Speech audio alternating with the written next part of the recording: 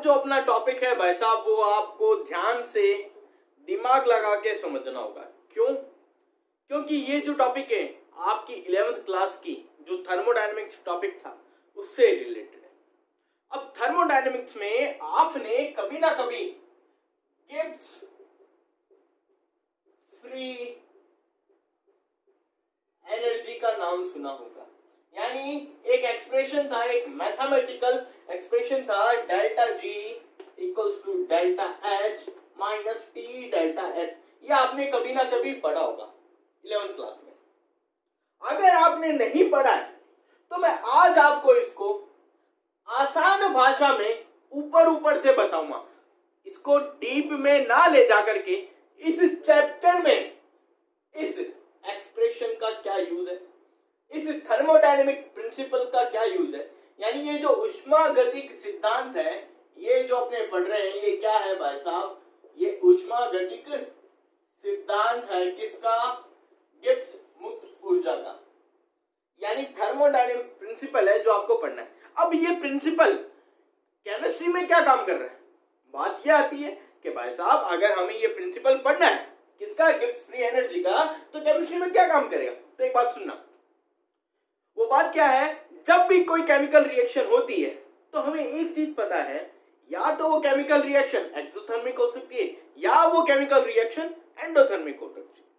ये बात हमें पता है। यानी या तो ऊष्मा छेपी हो सकती है या ऊष्मा शोषी हो सकती है। ये बात समझते हो?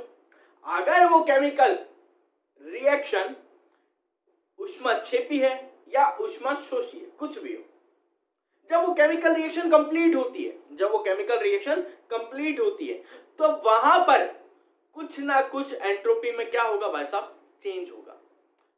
अब यहां पर एंट्रोपी में जो चेंज होता है उसका मतलब क्या होता है वो समझो। एंट्रोपी में चेंज कभी ना कभी आपने पढ़ा होगा, ये जो डेल्टा एस है इसी को हम बोलते हैं एंट्रोपी में जो चेंज होता है। ये एंट्रोपी क्या होती है इसको समझना। आसान भाषा में अगर मैं बोलूं तो क्या है? What is the mean of entropy? तो समझना, अगर मेरे पास आइस थी, उसको मैंने नॉर्मल रूम टेम्परेचर पे रखा, तो भाई साहब होगा क्या? वो बाहर एनवायरमेंट से कुछ एनर्जी लेगी और धीरे धीरे धीरे धीरे किसमें चेंज होगी? लिक्विड मॉलिक्यूल्स में।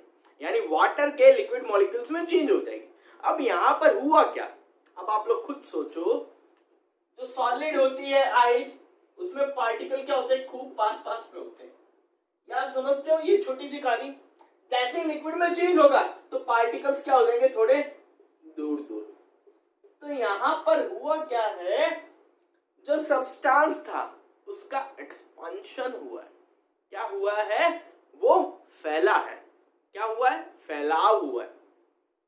जब भी किसी सिस्टम में, किसी तंत्र में सिस्टम का एक्सपांशन हो, फैलाव हो, तो उसका मतलब क्या होता है भाई साहब? वहां पर कुछ ना कुछ एंट्रोपी में क्या हुआ है? चेंज हुआ है।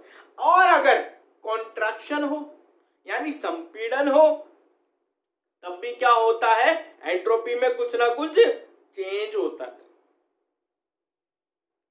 अब ये एंट्रोपी में जो चेंज हुआ है इसको यहां से रिलेट करना क्या? फॉर एग्जाम्पल, अगर ये सॉलिड आइस थी, ये अगर लिक्विड में चेंज हो रही है तो यहां पर जो एंट्रोपी में चेंज होगा वो कैसा होगा? यहां पर इसकी रैंडमनेस देखो क्या हुई है। यानी इसकी यादृच्छिक गति, अगर मैं बोलूं सामान्य भाषा में रैंडमनेस को अगर मैं बोलूं, इसका यादृच्छिकपन जो है वो क्या हुआ है? बढ़ा है ना। यानी यहां पर सॉलिड था तो पार्टिकल क्या थे? एकदम पास पास पास पास हो रहे थे। लेकिन जैसे ही लिक्विड में चेंज हुए तो भाई साहब हुआ क्या? लिक्विड के पार्टिकल थोड़े दूर दूर हो गए और इधर उधर क्या हो सकते हैं? मोशन कर सकते हैं और अपनी जगह पर रहकर भी क्या कर सकते हैं? वाइब्रेट कर सकते हैं। तो यहां पर इनकी रैंडमनेस, एक भाषा में बोल सकता हूं, इनकी रैंडमनेस में क्या हुआ है? इंक्रीमेंट। जब भी कहीं पर किसी सब्सटेंस की रैंडमनेस में क्या हो जाए? बढ़ोतरी हो जाए, इंक्रीमेंट हो जाए, तो मैं बोल सकता हूं वहां पर किसका रोल आएगा भाई साहब? एंट्रोपी का।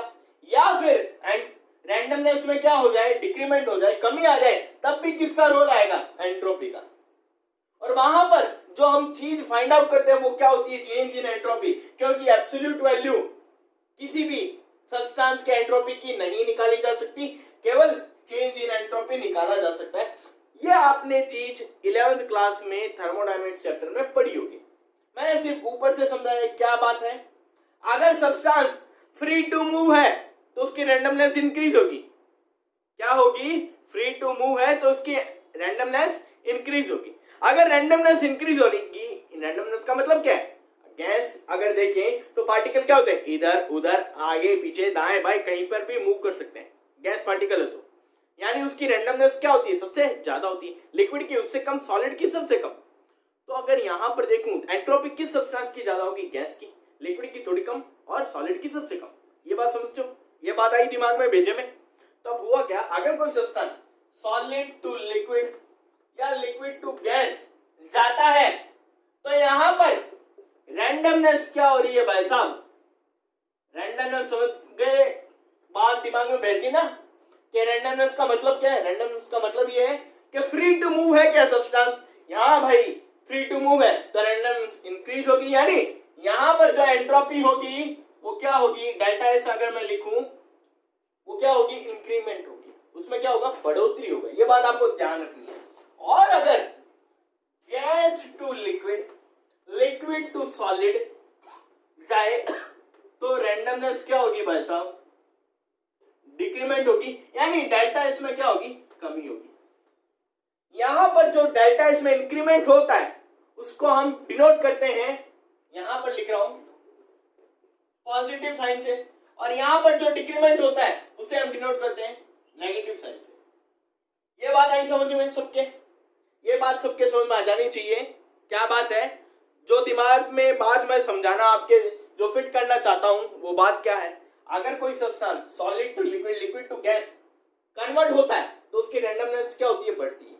ये बात आती है, यानी उसकी एंट्रोपी में क्या होता है, इंक्रीमेंट होता है। उसको हम डिनोट किससे करते हैं, पॉजिटिव साइन से। ये बात दिमाग में बैठ जानी चाहिए, जो इस चैप्टर में काम आने वाली है आपकी, वही बात समझा रहा हूं। ठीक है, इसको मैं डीपली नहीं समझाना चाह रहा क्योंकि डीपली इसको थर्मोडायनेमिक्स में आपने पढ़ा होगा 11th क्लास में। अगर नहीं पढ़ा तो सिर्फ इतना ध्यान रखो जो आपके 12th क्लास में बोर्ड एग्जाम्स में काम आने वाला है। और अगर कोई substance gas to liquid, liquid to solid convert हो रहा है तो उसकी रैंडमनेस में क्या होगी, कमी होगी। और यहां पर जो एंट्रोपी चेंज है उसमें क्या आएगी, कमी आएगी। ये जो एंट्रोपी चेंज में कमी आती है उसको हम डिनोट करते हैं भाई साहब नेगेटिव साइन से। और अगर बाय चांस यहां पर कोई स्टेट में चेंज ही ना हो, फेज में कोई चेंज ही ना हो, तो क्या होगा, तो जो एंट्रोपी चेंज होगा भाई साहब वो जीरो होगा, यानी सिस्टम किस में है, इक्विलिब्रियम में है। ये बात भी समझ में आ जानी चाहिए। अब जो मेन कहानी है वो क्या है, आपको डेल्टा एस के बारे में पता चल गया। अब आपको डेल्टा एच के बारे में बात बताऊं, जो मैंने स्टार्टिंग में बता दी थी। कोई भी रिएक्शन दो टाइप की हो सकती है, या तो ऊष्माशोषी या ऊष्माक्षेपी, या तो ऊष्माशोषी या ऊष्माक्षेपी। फॉर एग्जाम्पल, अगर यहां पर दो टाइप की रिएक्शन है, या तो एक्सोथर्मिक है या एंडोथर्मिक है। एक्सो मतलब ऊष्माक्षेपी, एंडो मतलब ऊष्माशोषी।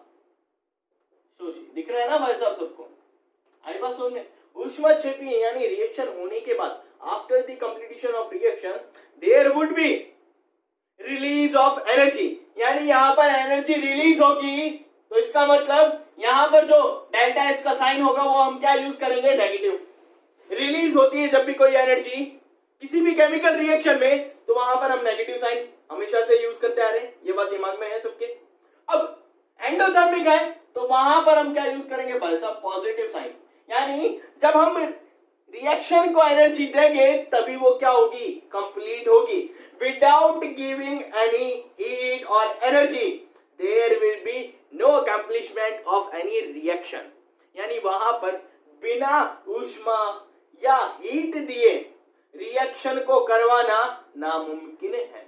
ये बात समझते हो, ये दो बातें। तो आपको दो बातें पता चल गई कि भाई साहब जो गिब्स फ्री एनर्जी है वो किस पर डिपेंड करती है, एक तो डेल्टा एच पे और एक डेल्टा एच पे। अब यहां बात आती है भाई साहब टी की। टी का मतलब क्या है? कोई भी केमिकल रिएक्शन जब भी कहीं हो रही है, कोई भी केमिकल रिएक्शन जब भी कहीं हो रही है, वो डेल्टा एच पे डिपेंड करती है, ये बात आप समझ गए। दूसरी, डेल्टा एच यानी एंट्रोपी में चेंज वहां पर कितना होगा उस पर भी डिपेंड करती है।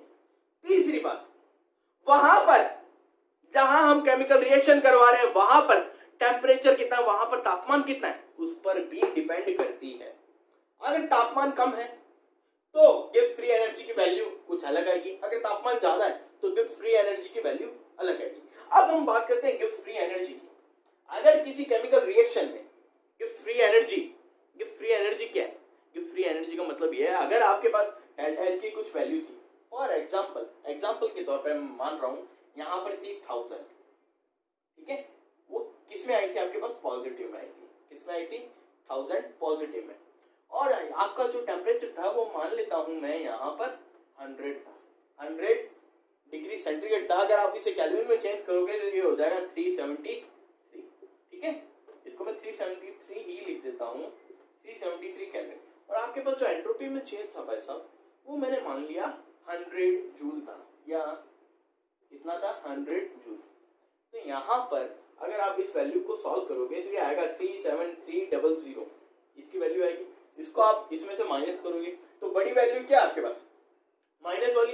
तो यहाँ पर गिब्स फ्री एनर्जी की वैल्यू देखो भाई साहब 3 हो सकती है, या तो पॉजिटिव हो सकती है, या नेगेटिव हो सकती है, या 0 हो सकती है।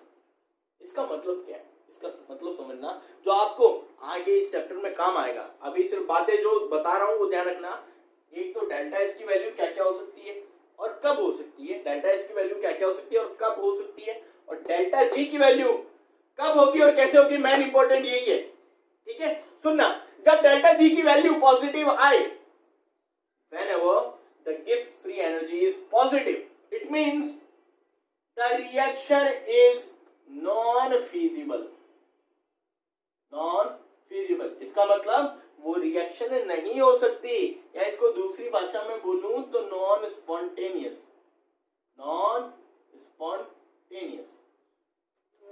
यानी हिंदी में अगर बोलूं तो यह जो प्रक्रम होगा, यह जो अभिक्रिया होगी वो संभव नहीं होगी अगर डेल्टा जी की वैल्यू क्या है? पॉजिटिव है।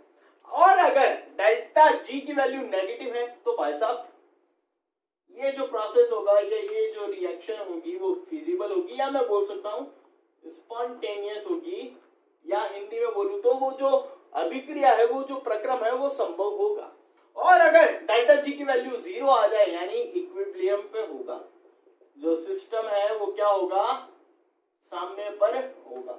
अब देखो, आपको जो थर्मोडायनेमिक प्रिंसिपल पढ़ना था वो आपको ये बस एक ही बात पढ़नी थी। इसका एक और फॉर्मूला होता है delta G equals to minus RT के, यानी ये कुछ ऐसा भी है, इस इक्वेशन को हम ऐसे भी लिख सकते हैं माइनस RT, ठीक है। ये आप ध्यान रखो चाहे नहीं रखो, लेकिन मेन ये प्रोसेस आपको ध्यान रखना चाहिए। जो थर्मोडायनेमिक प्रिंसिपल है वो क्या है? Delta G equals to delta H minus T delta S. Delta H का मतलब क्या होता है? जब भी कोई रिएक्शन एक्सोथर्मिक या एंडोथर्मिक होती है तो उसके लिए पॉजिटिव और नेगेटिव साइन वो आपको पता ही है, लेकिन डेल्टा एच के लिए जो आपको थर्मोडायनेमिक पढ़ा होगा कभी ना कभी, जब भी कोई रिएक्शन सॉलिड से लिक्विड, लिक्विड से गैस चेंज होती है तो वहां पर रैंडमनेस इंक्रीज होती है, यानी डेल्टा एच क्या होती है? इंक्रीमेंट होता है। वहां पर एंट्रोपी में क्या होता है? बढ़ोतरी होती है, यानी यहाँ पर जो साइन यूज होगा वो पॉजिटिव होगा। जब भी बढ़ती है तो पॉजिटिव, जब भी घटती है यानी गैस से लिक्विड, लिक्विड से सॉलिड जा रहा है तो रैंडमनेस कम होगी, तो वहां पर डेल्टा एस में क्या होती है? कमी होती है। उसको हम क्या शो करते हैं? नेगेटिव साइन से। और अगर if there is no change in state और फेज तो डेल्टा एस क्या होगा? 0 होगा, यानी जो सिस्टम है वो इक्विलिब्रियम पे होगा। ये बात ध्यान रखनी है। अब डेल्टा जी की बात आती है, जब इन सब की वैल्यू आपको मिल जाती है, तो आपको डेल्टा जी की बात आती है कि भाई साहब डेल्टा जी पॉजिटिव, नेगेटिव और 0 होगा तो क्या क्या होगा। यानी यहाँ पर इन सब की जब वैल्यू आप रखते हो वो कुछ भी हो सकती है वैल्यू। मैं वैल्यू लेके ना चलूं, लेकिन अगर सिंपली यहाँ ये मानूं कि डेल्टा जी अगर नेगेटिव था और ये नेगेटिव साइन पहले से, ठीक है, और जो डेल्टा एस है वो मेरा क्या है? पॉजिटिव है, और टी की वैल्यू क्या है? कम है। तो यहाँ पर टी की वैल्यू अगर कम होगी और डेल्टा एच से उसको मल्टीप्लाई करूं तो यहाँ पे ओवरऑल वैल्यू क्या होगी, कमी होगी। या माइनस और माइनस क्या होगा, माइनस माइनस क्या होता है, प्लस। लेकिन अगर बड़ी वैल्यू पर साइन नेगेटिव का है तो डेल्टा जी की वैल्यू क्या आएगी, नेगेटिव। ये सिंपली मैथ्स आप जानते हो ना। वो वैल्यू अगर जैसे होगी उस पर डिपेंड करेगा, उस पर हम बात करेंगे नेक्स्ट लेक्चर में। लेकिन अभी आपको सिर्फ ये बात समझनी है कि डेल्टा जी अगर पॉजिटिव हो तो क्या होगा, नेगेटिव हो तो क्या होगा, जीरो हो तो क्या होगा। आई बात समझ में। अब एक बात सुनना, ये मैं यहाँ क्यों करवा रहा हूँ, ये इसलिए करवा रहा हूँ क्योंकि हमने अभी देखा है प्रीवियस लेक्चर में, जब भी हमारे पास कोई मेटल ऑक्साइड है उसको हम रिडक्शन करवा के किसी सिंपल मेटल में कन्वर्ट करते हैं। हो सकता है कुछ रिएक्शंस में वो सिंपली मेटल में कन्वर्ट हो जाए, लेकिन कुछ रिएक्शन में क्या होता है, हमें एक रिड्यूसिंग एजेंट यूज करना पड़ता है। वो जो रिड्यूसिंग एजेंट यूज कर रहे हैं वो हम क्यों कर रहे हैं, किसी भी केमिकल रिएक्शन के लिए क्या हमेशा डेल्टा जी की नेगेटिव होगी क्या वैल्यू, यानी वो रिएक्शन हो सकती है, संभव है, तो उसके लिए डेल्टा जी की वैल्यू नेगेटिव होनी जरूरी है क्या। तो मैं बोलूंगा यहाँ पर हाँ भाई साहब जरूरी है। और अगर पॉजिटिव है वैल्यू तो हमें उसे नेगेटिव में कन्वर्ट करना पड़ेगा। नेगेटिव में कन्वर्ट करने के लिए हम वहां पर क्या यूज करते हैं, हम वहां पर यूज करते हैं भाई साहब अपचायक यानी रिड्यूसिंग एजेंट, जिसको हम एलिंगम डायग्राम से समझेंगे नेक्स्ट लेक्चर में। अभी आपको सिर्फ ये थर्मोडायनामिक प्रिंसिपल समझ में आना चाहिए, सिंपली ये इक्वेशन का पता रहना चाहिए, ये इक्वेशन है क्या, इसका मीनिंग क्या है।